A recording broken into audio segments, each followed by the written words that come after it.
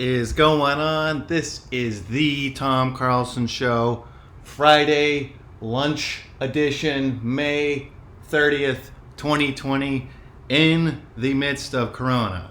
What are you having for lunch, Ryan? Turkey sandwich dry with salsa or tacos with just meat? Ladies and gentlemen, it is the weekend. He's at the 15. He's at the 10. He's at the 5. He is in the weekend. Woo! Bow, bow, bow, bow, bow, bow, bow. All right, so with that, let's see what's going on.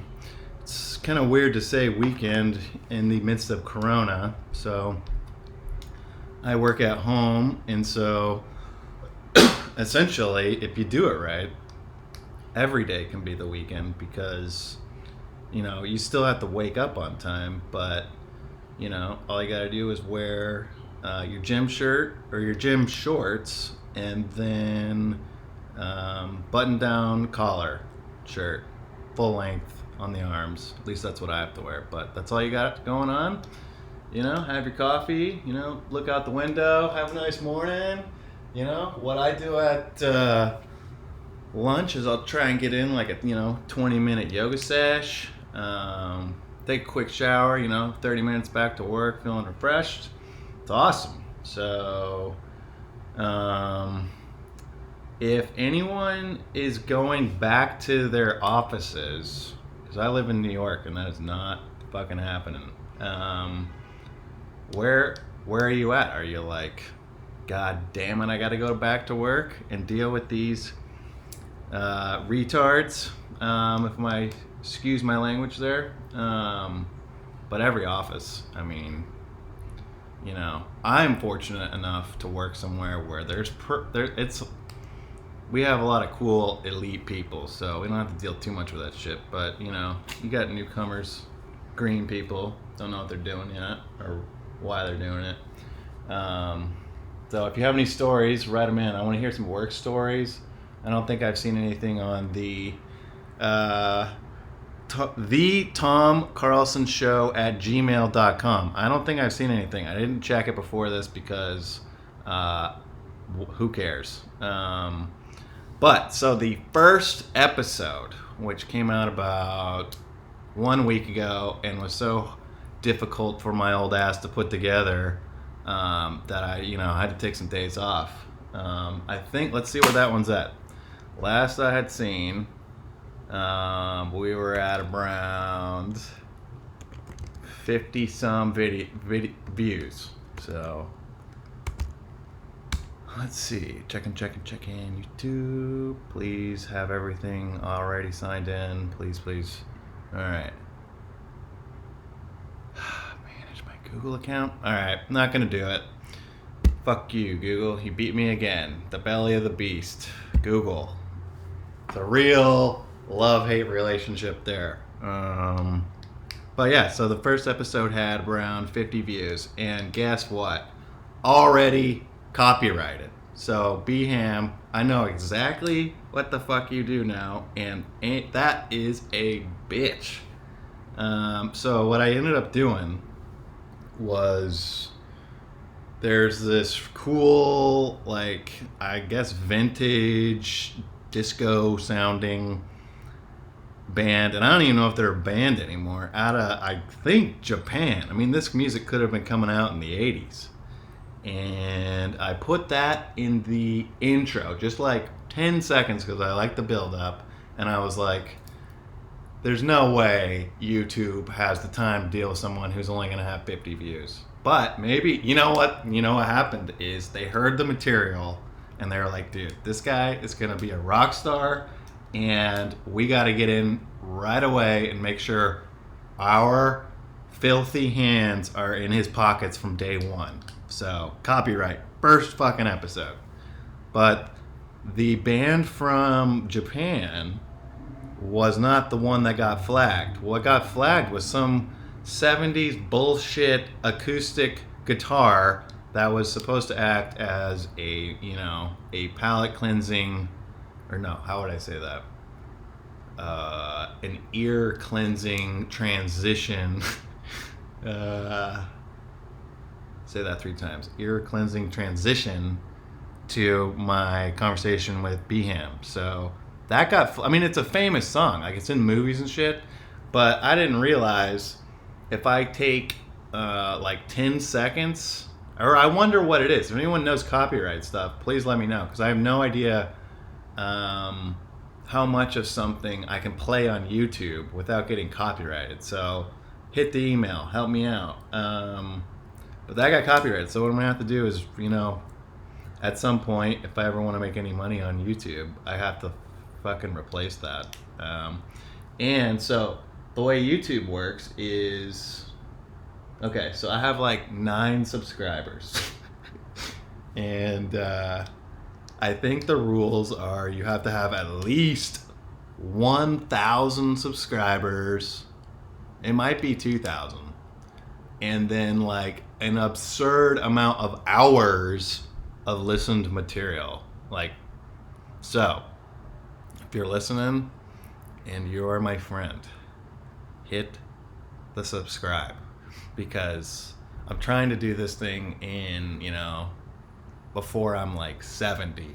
So at the rate I'm going now, I'll keep doing it because it's fun as shit, but fuck, I can't be working 2 jobs at the same time. So hit the subscribe, but I appreciate all the feedback and love from the first one. I love doing it. Hopefully you guys get a kick out of it. And if you know me, you can see what's going on in New York while we are still dealing with this corona shit. So the rest of the country outside of LA and New York, and this is going to be as elitist as fuck, can go fuck themselves, because I still have to go everywhere in a mask. Like, you can't go in a store or anything.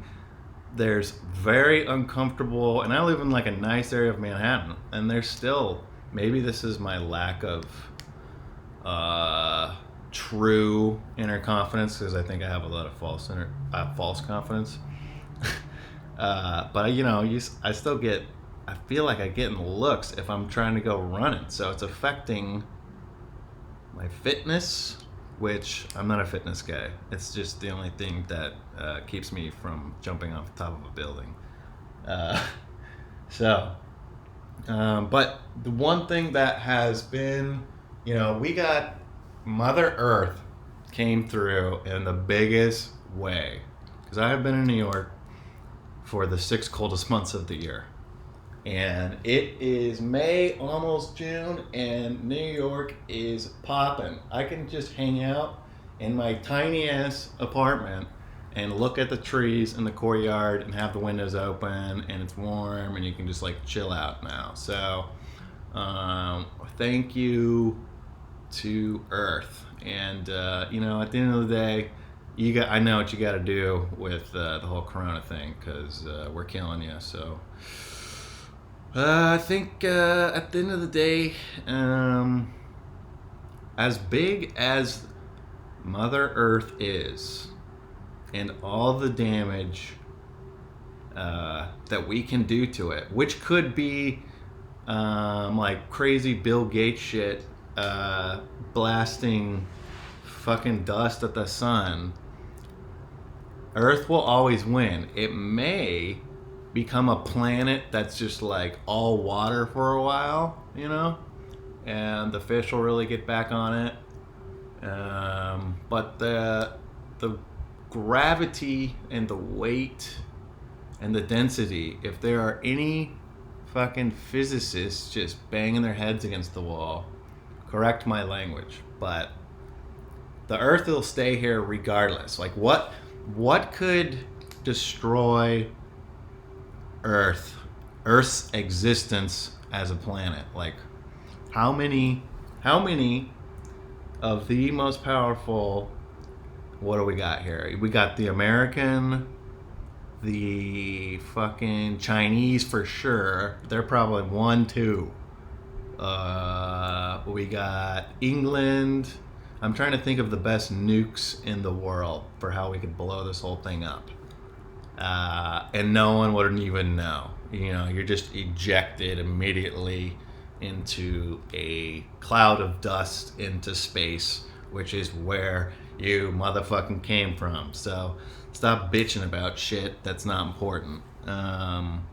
What is important is this goddamn horrific scene in Minneapolis. And I've been to Minneapolis one time when I must have been like 7 years old. I barely remember it. It seemed like a nice place with woods. And all I've heard out of Minneapolis is really great things. I know there is a really high, and this is out of ignorance, not any hatred. There's I think like Sudan. There's a huge immigrant population there, which at its heart is really cool and an amazing thing. So seeing that video in Minneapolis is, I want to say heartbreaking, but at this point for me, it's despair. So, and the only way I can go about dealing with that situation and the fact that exists in the world, and in the world, like that can just happen in America, is that my interaction, I really try with any person that I have any kind of relationship with, is to try to end or maintain that with help. Like I try to help people at the heart, even in like business. If I have someone under me that's working with me, I really try and teach them the ways of the world and like things to look out for and shit like that. So I'm not going to go down to one of these protests as a white person. I think the only people I will be listening to with this are well-spoken black people. And I mean well-spoken being like they could be from the hood, but they know exactly what they're talking about. Because I don't want to listen to some fucking white person. I don't give a fuck who it is. They have not lived in those neighborhoods and had a family in those neighborhoods and have grown there for generations, and they know exactly, like, this is not a surprise, so to say. It's shocking, but so without having that understanding and true knowledge of what it's like, I don't think any white people should be. I mean, if you want to like help out with donations and telling people where to put their money, so people don't just take it, which is my favorite. So if there's any good charities, let me know. I've never donated to a charity willingly, because I am probably, in the cynical people division, weight class. I bet I am pound for pound, in the top 5%. And the only reason I'm not in the top 1% is because if you're in the top 1%, life is essentially, I think that's Freudian, where there's no reason for anything. So you can't go that far because I want to have fun and shit. So where was I going with that? So, okay, cynical charities. But I know there are some good ones. Like I know like St. Jude is good from what I've heard. I know there's an awful story with the Wounded Warriors. That ended up being a scam situation. So, fortunately, as fucked up as my life has been to this point, and at some point down the road, I will tell you guys some stories that will definitely take your mind off of whatever you got going on. But I've survived enough on my own to, have a little bit of money to, help things, and I want to help people. So, when you get charities, they don't fuck people over, and it's not a political thing. It's going to the people. I'm more comfortable giving money to a homeless guy than I am giving it to some website. So, there was in New York today, I saw there was some pretty rough shit going on with the protests and stuff. So, that's why I was talking about that. And I gotta tell you, so I'm gonna be 30 years old, June 27th. And I could give a shit. I tell people right now I'm 30 years old.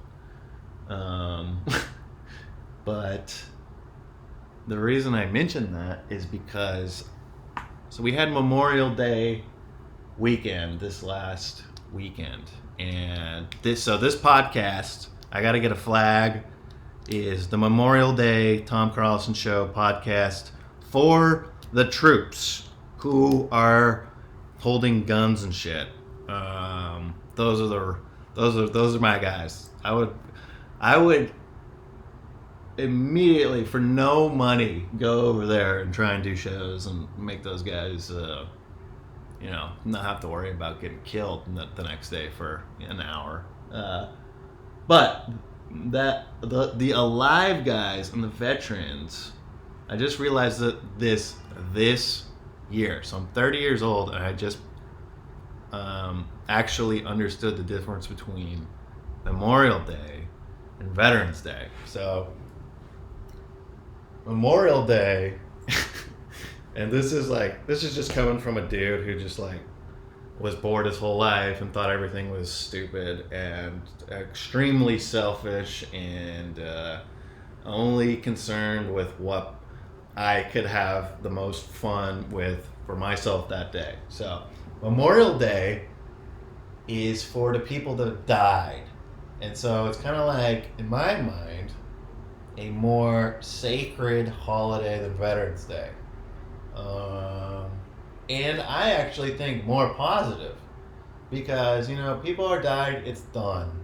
Veterans Day, Veterans Day gives me the thought of how many vets are out there not getting taken care of, with all their mental shit. So for Memorial Day weekend, and the reason Memorial Day is positive, even though all these guys, got their heads blown off and all that fun stuff, is because they died. So because they died, you are only a piece of shit, or you are a piece of shit if you just don't do anything and you're not active, you're not enjoying life on Memorial Day weekend.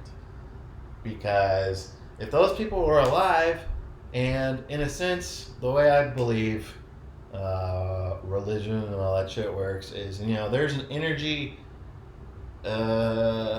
of that person that never goes away. And so I sense that, and I'm like, you know what, I'm going to have a goddamn great Memorial Day weekend, even though I'm all alone for 300 days now in the city, in my own Swedish jail, because it's pretty nice, but it's still the only place I can be. So for Memorial Day weekend, what did I do? It was wonderful weather in New York, sunny. I got my tan going. I'm tan the rest of the year because I am blessed with elite sun tanning abilities without getting freckles and sunburns. The way mine works is I get a little red, nothing ever peels. I never have to deal with that shit unless you're in a dry as fuck area like bumfuck Idaho. And so I went over to Roosevelt Island. I was able to, social distance, hang out with some folks that, were friends and shit. So Roosevelt Island, exploring the lower Upper East Side. So like I don't go anywhere north of about 63rd Street, and then maybe if I have to, I'll go up there. But like I found this amazing.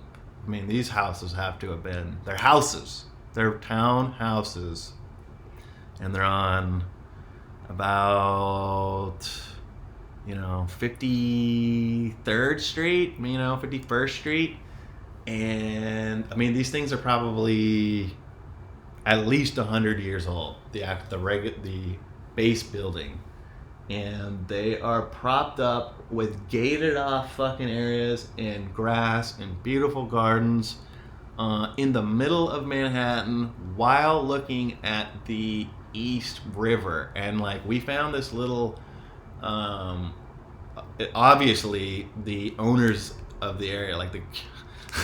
It's hilarious to think of in Manhattan having a homeowners association, but like they probably have something like that going on, and these guys just forked in a couple mil to make this insane plaza, all bricks, no fucking dogs, which is dope, no dogs, no smokers, none of that shit, and it just looks at the East River. For people not familiar with New York, the East River is actually the ocean. At least the way coming from a landlocked kid, because it's salt water, and people fucking like fish off this shit. Like we saw this guy. I mean, there's people, and I like going out, not during the day. There's way too many people, fucking, idiots in like groups and like kids and shit. So I go out, about right when it starts getting dark, because that's when kids get scared. Because there are bigger people, you can't see faces, and so that's when these like kind of street people catch these fish, and they're like, I mean, the one we watched, when this is a whole thing I'd never seen before, and it says it was like 10 minutes away from where I live, and this guy, he catches it's probably a 2-foot fish. I bet it weighs 15, no, it probably weighs like 20 pounds. So like a big, kind of like, it's pretty, but it's like a average, kind of like shitty saltwater fish. And he just hoists it, and it's cool to just watch it. Like I could watch people fish all day. Some people are squeamish with it, but that shit put that in my veins. Because fish, you can put it, you can distance, I can distance myself enough and just say, fuck the fish, just kill it. Which is exactly what this guy did. He hoisted out, and then he just slaps it down on the brick, running. There's thousands of people that run on this a day. Running path. And then, it's flopping around. He lets it flop for about a minute. And I'm like, what is this guy doing? Is he just lazy, or does he know the fishing way better than I do? Is he just gonna throw this fish back? Is this for fun? And he knows the first fish can take it, and then it's like kind of like flopping around, another like 120. I'm like, this is kind of, where are we going with this? How are we gonna take care of this? Because the fish is suffering a little bit. What does a fish suffer? What is that reality? Who knows? And and he stuffs it in a Subway style plastic bag, but obviously he's made this thing designed to hold fish, and he like compresses it, spins it around like a pro, and ties it in a knot like someone would put like a snake charmer with a cobra.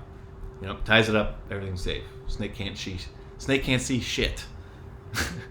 I guess it can, because it's temperature, so that's crazy. What is this snake looking at? What is this? Whoa! 100% new discovery. What is a snake? Oh my god, I've never seen that on Discovery. At Discovery, help me out. Maybe someday you'll watch this. What does a cobra see through a linen cloth bag? And there's people around at various distances playing flutes, and they have twisty linen things on their hats, and a lot of old men, with their they're sitting Indian style, and they're smoking, and there's someone's playing the bongos or a type of like repetitive drum. What is that snake scene? Okay, back to the story. So he puts this snake, or he puts this fish in the bag, and that's all she wrote. Like, it obviously improved the suffocation, which I like to see. And I had never seen a fish suffocate in a bag of oxygen, which is already impossible for it to use. So it actually just suffocated the same way it would if it was just outside and the wind was blowing. How's that for a story? But these guys, they're fishing. They're cutting up, bait fish they find just like in the grass next to the benches where someone would fucking sit and stuff. But I'm cool with it. The snakes are not giving us coronavirus. The fish are not giving us the coronavirus. The Democrats gave us coronavirus so they could topple Trump and put in maybe a more dumb, if I can't believe I'm saying that person, but please email me in and tell me I'm wrong. So to close things out, I bought a ton of shit on Amazon today, so I cannot wait to get that. I got a bomb microphone coming. I got a fucking sweet camera. So with its own SIM card, so I don't have to deal with the iPhone bullshit, which is the worst. I don't have to deal with fucking Apple or Google while being creative. Those companies can go fuck themselves with their creative fucking commercials and stuff. It's a business, which I forgot. I was like, these people want to help me be creative and achieve my dreams and, have Jeffrey Epstein money, which is what I watched the other night. I watched the whole thing. It's 4 episodes, an hour long, and it is an amazing documentary from Netflix's standpoint, like they always do. It's beautiful. The photography, the video, the discussion is top notch, but it is a bitch to go to bed after, and I didn't go to bed till like 3 in the morning. Not that I was like overwhelmed by it, but couldn't stop thinking because of how someone like that can exist. But that's all shitty news along with the nightly stuff. So Papa T signing out. Everybody have a great fucking weekend. Catch you back next week, and you might hear a way silkier, smoother SportsCenter voice. Have a good weekend, everybody. Take care of yourselves. Tom Carlson Show for Friday lunch edition is done. Thanks, guys.